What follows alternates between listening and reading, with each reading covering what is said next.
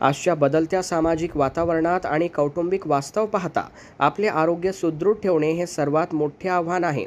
म्हातारपण सुखाचे आणि निरोगी जाण्यासाठी आरोग्याची काळजी घेणे अत्यंत महत्त्वाचे असून त्यासाठी प्रत्येकाने योगाभ्यासाची कास धरली पाहिजे, असे आवाहन संत गाडगेबाबा अमरावती विद्यापीठाचे कुलगुरू डॉक्टर मिलिंद बारहाते यांनी केले.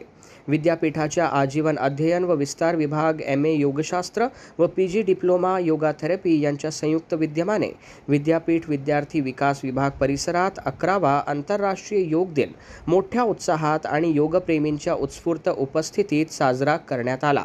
त्याप्रसंगी उपस्थितांना संबोधित करताना ते बोलत होते. याप्रसंगी व्यासपीठावर कुलगुरू डॉक्टर महेंद्र ढोरे, कुलसचिव डॉक्टर अविनाश असणारे, आंतरराष्ट्रीय योग प्रशिक्षक डॉक्टर सुप्रिया चकोले, शिवाजी कला व वाणिज्य महाविद्यालयाच्या डॉक्टर नीता गिरी, वित्त व लेखाधिकारी CA पुष्कर देशपांडे, आजीवन अध्ययन व विस्तारचे संचालक डॉक्टर श्रीकांत पाटील, विद्यार्थी विकास संचालक डॉक्टर राजीव बोरकर, राष्ट्रीय सेवा योजना संचालक डॉक्टर निलेश कडू, उपकुलसचिव श्री मंगेश वरखेडे आणि जनसंपर्क अधिकारी डॉक्टर विलास नांदुरकर उपस्थित होते.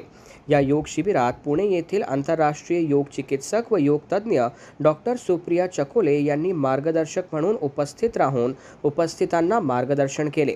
त्यांनी अत्यंत कठीण वाटणारी योगासने अतिशय सोप्या आणि सहज पद्धतीने करून घेतली.